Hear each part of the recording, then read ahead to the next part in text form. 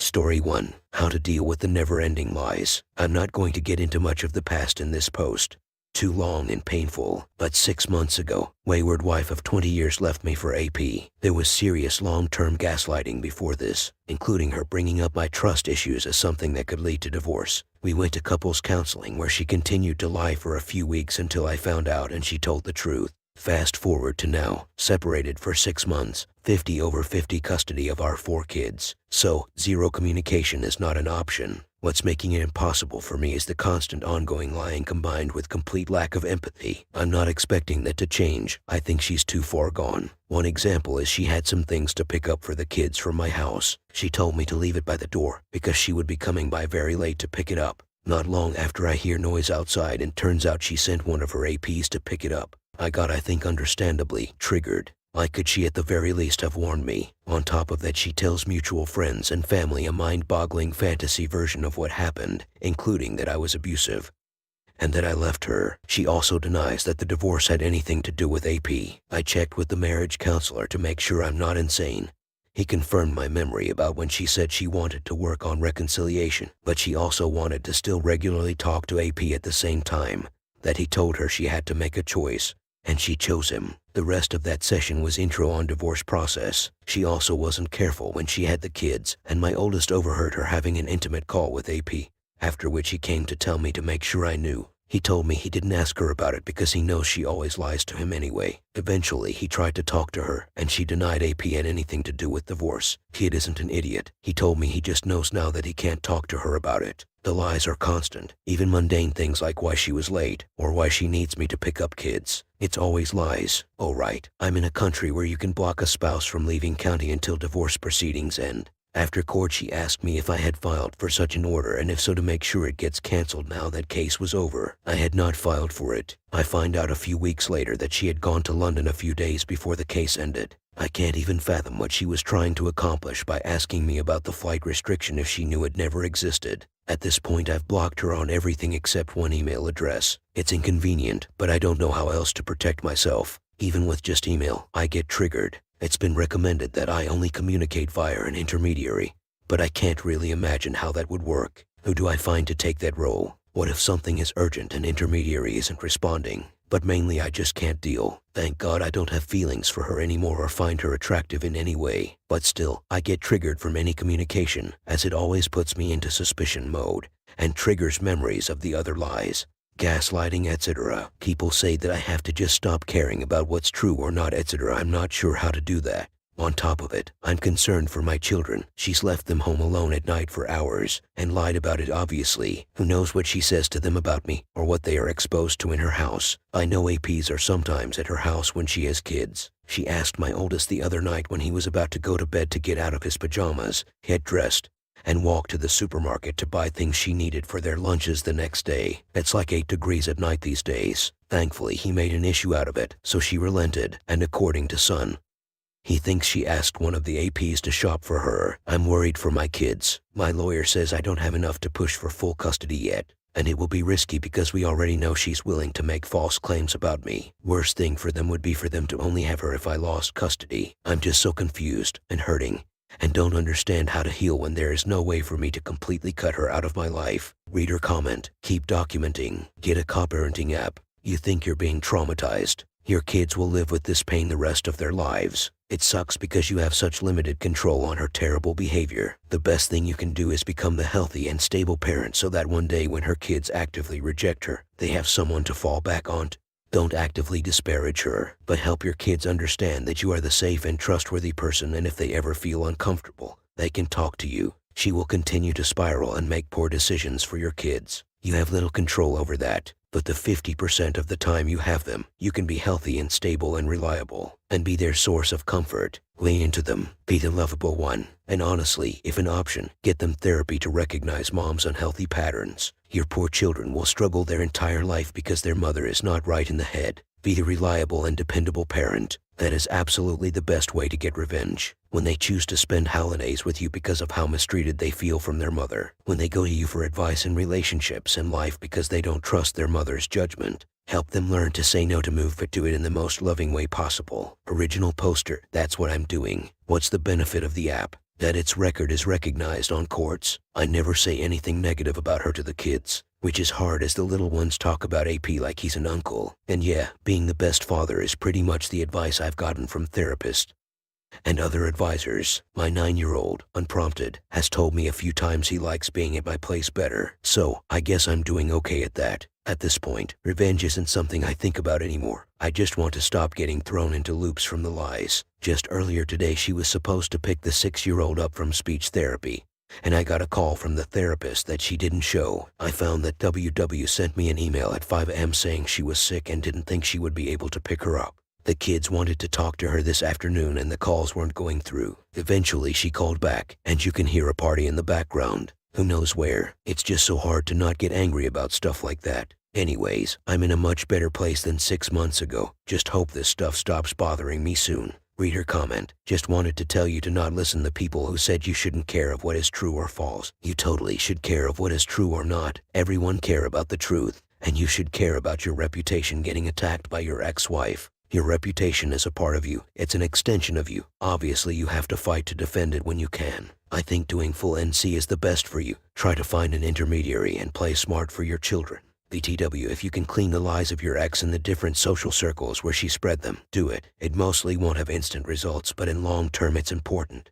Don't let her defame you freely. Original poster. Thankfully, a few of these friends approached me to tell me what she told them and that they don't believe her. I'm just nervous that with time she will manipulate them the way she did to me. That's already the case with my MIL, who I was very close with, who at first was completely on my side, but slowly I can tell she's starting to believe WW. I have same concern with the kids. She's such a tremendous gaslighter. It's hard to imagine they won't succumb to it as I did. BTW, am I allowed to enforce that she doesn't call to speak to the kids when they are with me? She does all the time. I have no problem letting the kids call her if they ask. Reader comment. The truth, Opus. You are not over here yet, Opus. Moreover, she is doing everything to trigger you and she is succeeding. You are still doubting yourself for nothing. Don't try to understand your ex-Opus and don't underestimate her too. She is a foe. If you are still looking for closure or truth from her, you are deluded. How can you expect honesty from a betrayer, deceitful person? Why are you still arguing with her? You can't shame the shameless. Many divorced parents can reduce contact with all interactions through a co-parenting app.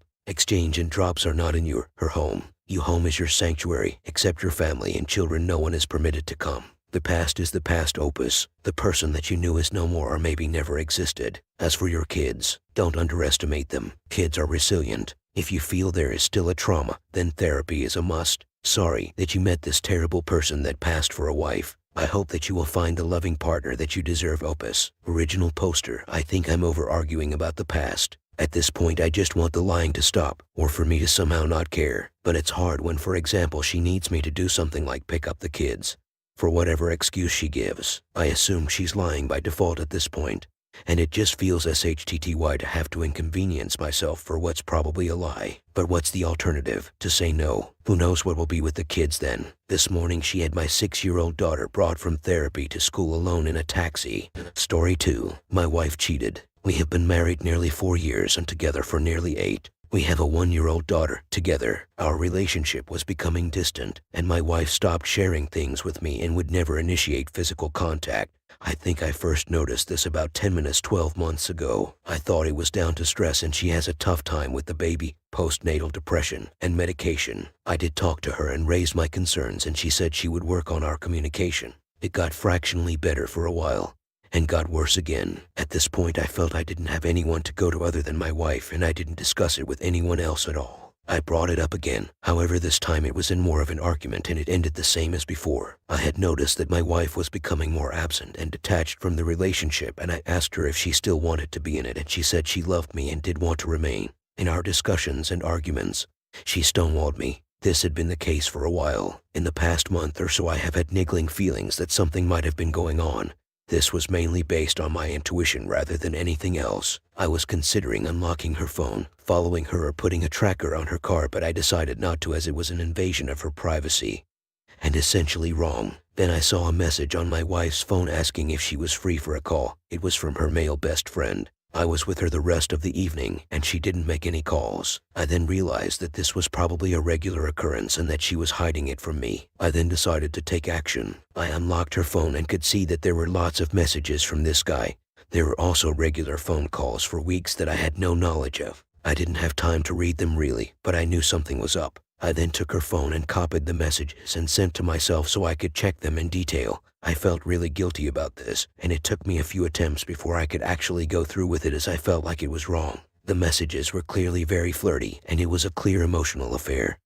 But there were parts which were on Snapchat and also parts which had clearly been deleted. With the information I decided to confront my wife. She admitted it was inappropriate but said it was just good friends and that there was no romance. I asked her if it was anything more, if there were any photo exchanges or physical encounters. I told her to look up what an emotional affair was, and she conceded that it was inappropriate. I asked her again if there was anything more and she said no. She didn't know that I had seen her messages on her phone. I asked if I could look, and she said if I wanted to, but there might be hurtful things about me on there. So we left it at that, and I said if she wants it to work, she has to be honest and tell me if there is anything else. I left it a couple of days and spoke to her. She said that she had contacted the guy and said they couldn't talk anymore and to have no contact for a while. I asked her why she didn't speak to me about this first, and she said because she thought I needed space. I said, do you not think I might have wanted to be involved in that and that I might not want her to speak to him ever? She said she thought I might say that. I then reiterated how if there is any chance of reconciliation, I needed her to be honest, and she said she was. I then said that I wanted to look at her phone. I went through and showed her messages and grilled her. She admitted to sending suggestive photos on Snapchat but said she sent nothing more explicit,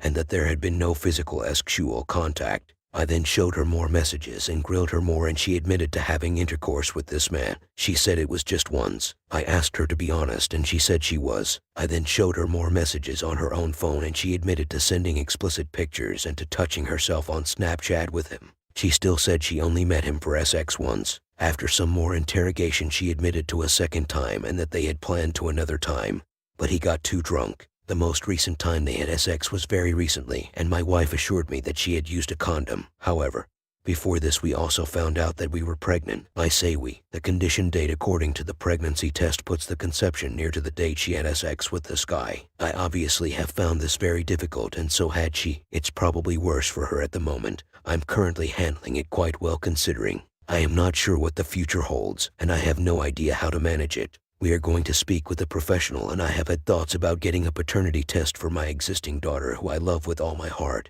and I hate myself for even considering taking this action. I also have considered a prenatal paternity test, although whatever the result I would still intend to support my wife as I don't want any risk or negative effect to come to my daughter. This is making me feel very anxious at potentially wasting a year or so of my life. I want to be open to repair and build a new relationship with my wife, but I also know I deserve better. I know a marriage is about making the other person the best they can, and I do try to do this and still want my wife to thrive and heal whatever we do, and despite what had happened, I do still love her. The main reason I would like to see if it can work is for my daughter, but I understand that even if we both genuinely try, it might not. I know this is a long message, and thank you to anyone reading and offering any constructive comments or wishes. Reader comment: she's your wife. What privacy does she need? What do you hide from her that she can never know about but doesn't jeopardize the relationship? Why are you the one feeling guilty? You did everything to stop this behavior and fix any issue. Your wife loves you because you are a babysitter for when she wants to meet guys. She knows the child might be his and she isn't taking it hard. She is just ashamed you figured it out. Reading through your statement, and I quote, I have had thoughts about getting a paternity test for my existing daughter who I love with all my heart, and I hate myself for even considering taking this action. I also have considered a prenatal paternity test, although whatever the result I would still intend to support my wife as I don't want any risk or negative effect to come to my daughter. What are you talking about? You hate this. She did it. Why are you feeling guilty about finding out your wife is cheating and might have made you raise another man's child? That's not love, Opus. That's you being dependent on her. You want to support your wife still. You don't want negative effects on your daughter. Your wife didn't care. The biggest negative effect would be waiting 20 years when she needs a kidney only to find out she can't use yours. Reading through your statement, and I quote, I know a marriage is about making the other person the best they can, and I do try to do this and still want my wife to thrive and heal whatever we do, and despite what had happened, I do still love her. Opus, you need individual counseling. You are the only one that tried to make this work, and even at finding out your daughter might not be yours, you are talking about how you feel guilty. I can't tell you how important it is for you not to rug sweep this. Original poster. I feel guilty about the fact that I am unsure that the person who I think is my daughter, who is the most important thing in the world to me and who I base my whole life on, might not be mine. I'm guilty for having those thoughts about her. I also understand that they are justified thoughts. Reader comment. That's not the only thing you felt guilty about, Opus. It's like any part of you that doubted your wife you felt guilty about, and it was all within reason and justified. That's a little normal, but you feeling guilty for everything you learned about your wife and the extra possibilities. Are you okay, Opus? Original poster. Just to be clear, I don't feel guilty for what she's done at all. I know that there's nothing I have done that justifies her